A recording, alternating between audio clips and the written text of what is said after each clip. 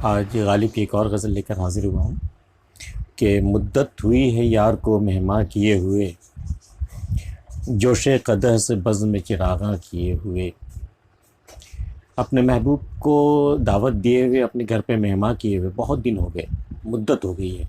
अब कुछ ऐसा हो कि मैं उसे दावत दूँ, वो आए और जोशे कदह, कदह कहते हैं शराब के प्याले को, और जोश मतलब जब वो गर्दिश में हो, शराब जब उसमें भरी हुई हो और वो गर्दिश में हो, और इसकी वजह से उसे चिरागा भी कहा जाता है। शराब की सुर्खी के बिना पर उस छलकते जाम को चिरागा भी कहा जाता है, जैसे चिराग की तरह रोशन हो जाता है वो। तो जोशे कदह से बज़्म में चिरागा किए हुए कि फिर वो आए, हमारा महबूब हमारा मेहमान बन कर के आए, और फिर जाम का दौर चले, और जाम में जो फिर शराब की गर्दिश हो, उससे जो रोशनी फूटे, उससे जो लाली निकले। तो इस तरह के एक बज़्म में चिरागा किए हुए कि जैसा हो कि भाई महफ़िल में जैसे चिरागा हो गया हो शराब के रंगत की वजह से। करता हूँ जमा फिर जिगरे लख्त लख्त को, अरसा हुआ है दावत मिज़गां किए हुए।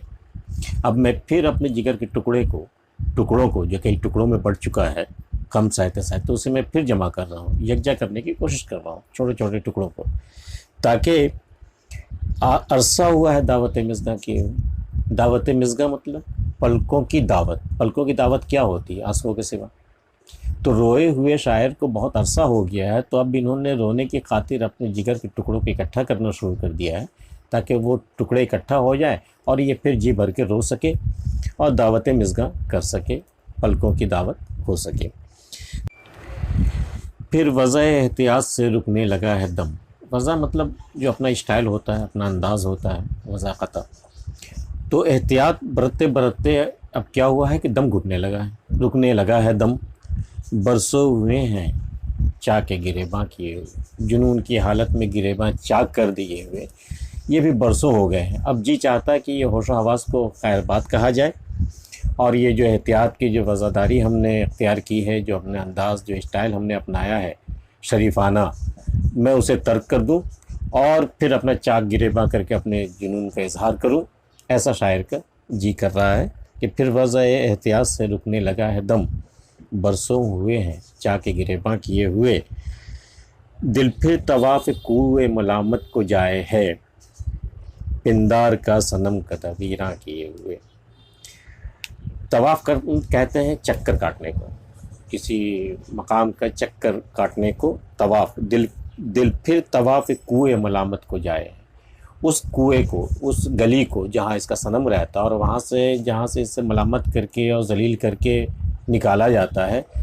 तो कई दिनों से नहीं गए हैं ये, लेकिन फिर दिल चाह रहा है कि फिर उस कुएं मलामत मतलब जिस गली से मुझे जलील करके निकाला गया, मलामत करके निकाला गया, मैं फिर उस गली का तवाफ़ करूं, मैं फिर उसके चक्कर काटूं।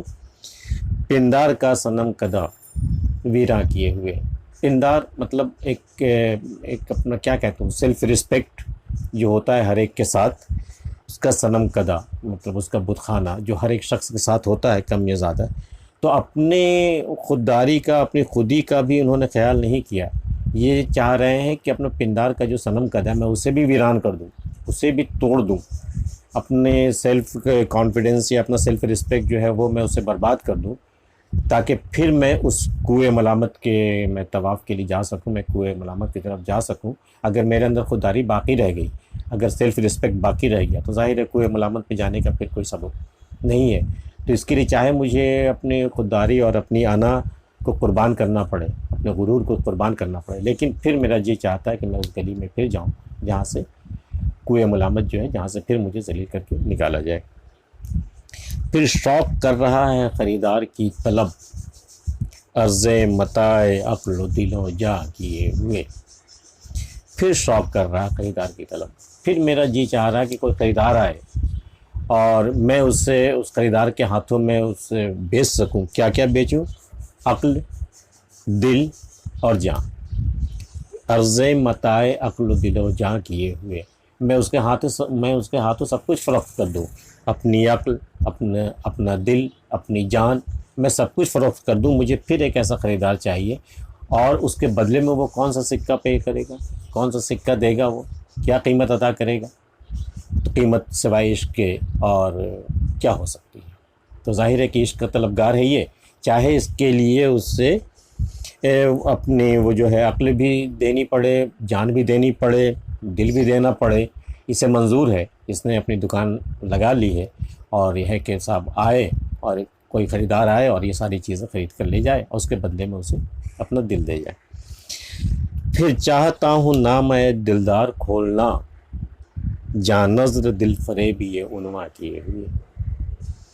मैं फिर चाहता हूँ कि जो नामा जो ख़त आया था दिलदार का, मैं उसे फिर से खोलूँ और खोल कर क्या करूँ कि उसकी तहरीर पर मैं अपनी जान नज़र कर दूँ और दिल फरेब ये उन्वा किए हुए मैं दिल को अपने एक नए फ़रेब में फिर मुब्तला कर दूँ। क्योंकि पिछली मरतबा जो फ़रेब मैंने खाया था, फिर से जी कर रहा है कि मैं उस फ़रेब को फिर से खाऊँ। तो इसलिए मैं चाहता हूँ कि दिलदार का ख़त जो है मैं फिर से खोलूँ और अपनी जान नज़र कर दूँ और दिल को एक नए फ़रेब में मुब्तला कर दूँ। मांगे है फिर किसी को लबे बाम पर हवस, जुल्फ़ें सियाह रुख पे परेशान किए हुए। हाय क्या नज़ारा है कि फिर लबे बाम मतलब बालकनी के का किनारा या छत का किनारा, छज्जा जिसे आप कहते हैं, कि मांगे है फिर किसी को लबे बाम पर हवस। फिर जी चाहता है कि लबे बाम पर कोई आए, किस तरह? जुल्फ़ें सियाह रुख पे परेशान किए हुए, इस आलम में कोई आए मैं फिर उसे देखूं। और इसी मिजाज का अगला दो शेर और भी है कि चाहे है फिर किसी को मुकाबिल में आरज़ू, आरज़ू यही है कि फिर मेरे सामने कोई आए, सुरमे से तेज़ दश नए मिसगा किए हुए। अब सुरमे से वो तेज़ दश नए मिसगा क्या है भाई? दशना मीन्स खंजर, मिसगा मीन्स पलक, पलकों के खंजर को सुरमे से तेज़ करके फिर कोई मुकाबिल आए। आरज़ू यही है हमारी, चाहे है फिर किसी को मुकाबिल में आरज़ू, सुरमे से तेज़ दश नए मिसगा किए हुए। और एक नौ बहार नाज को ताके है फिर निगाह, चेहरा फ़रोग़ में से गुलिस्तां किए हुए। एक नौ बहार, एक नया शबाब जिन पर आया है, उसको ये निगाह फिर से तकने पे लगा हुआ, निगाह फिर से तक रहा है। एक नौ बहार नाज को ताके है फिर निगाह, चेहरा फ़रोग़ में से गुलिस्तां किए हुए। शराब की शिद्दत से, शराब की ज़्यादती से चेहरे को बिल्कुल गुलिस्तां किए हुए। ऐसा अब ये जो शिद्दत शराब से या ज़्यादती शराब से जो चेहरा गुलिस्तां किए हुए है, ये दोनों की तरफ ये लागू होता है। या तो वो सनम का चेहरा है जो शराब की वजह से, शराब की ज़्यादती की वजह से गुलिस्तां हुआ जाता है, या फिर शायर का ख़ुद अपना चेहरा है, ख़ुद ही मतलब शराब की ज़्यादती की वजह से खुद शायर का चेहरा गुलिस्तां के मानिंद जो है वो लाल हो चुका हो, ये भी इसका एक मतलब निकलता है। एक नौ बहार नाज को ताके है फिर निगाह, चेहरा फ़रोग़ में से गुलिस्तां किए हुए। जी ढूंढता है फिर वही फुर्सत के रात दिन, बैठे रहें तसव्वुर जाना किए हुए। दिल फिर वही फुर्सत के रात दिन ढूंढता है, ताकि जी ढूंढता है फिर वही फुर्सत के रात दिन, बस और कोई काम ना रहे, बैठे रहें तसव्वुर जाना किए हुए। तो तसव्वुर जाना में ही बैठे रहें, ऐसी फुर्सत के दिन रात हो, कभी रहा होगा, इसलिए फिर से ये याद कर रहे हैं कि जी ढूंढता है फिर वही, कभी ऐसे फुर्सत के दिन गुजरे होंगे, ये फिर से उसी दिन के तलबगार हैं कि रात दिन बैठे रहें तसव्वुर जाना किए हुए।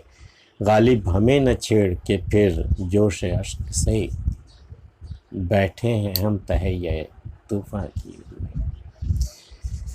गालिब मना कर रहे हैं कि भाई हमें छेड़ मत करो, अगर तुमने छेड़ दिया, सनम का किस्सा मेरे सामने छेड़ दिया, मेरी बर्बादी का किस्सा छेड़ दिया, तो मैं जोश अश्क आंसुओं के जोश से, आंसुओं की शिद्दत से हम तो यूं ही तहैया तूफ़ान किए हुए बैठे हुए हैं, पहले से रोके बैठे हैं कि अब जो आंसू आएंगे, अब जो गिरिया बाजारी शुरू होगी, अब जो मेरा रोना शुरू होगा इस शिद्दत के साथ कि तूफ़ान की मानिंद हमारे आंसू उमड़ पड़ेंगे, तो ये में तो हम तो ऐसे ही तहैया किए हुए बैठे हुए हैं, बस रोके हुए हैं ख़ुद को। अगर तुमने छेड़ दिया गालिब को, तो ये जो रुका हुआ तूफ़ान है ये फिर है कि फिर आ सकता है, ये अश्क का तूफ़ान आया हुआ है, इसलिए इसको गालिब को मत छेड़।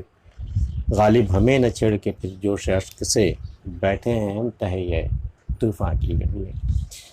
इस वीडियो में इतना ही। ये वीडियो कैसा लगा आपको, ये गज़ल आपको कैसी लगी, हमें ज़रूर बताइएगा, इंतज़ार रहता है। फिर मिलते हैं अगले किसी वीडियो में, तब तक के लिए इजाज़त।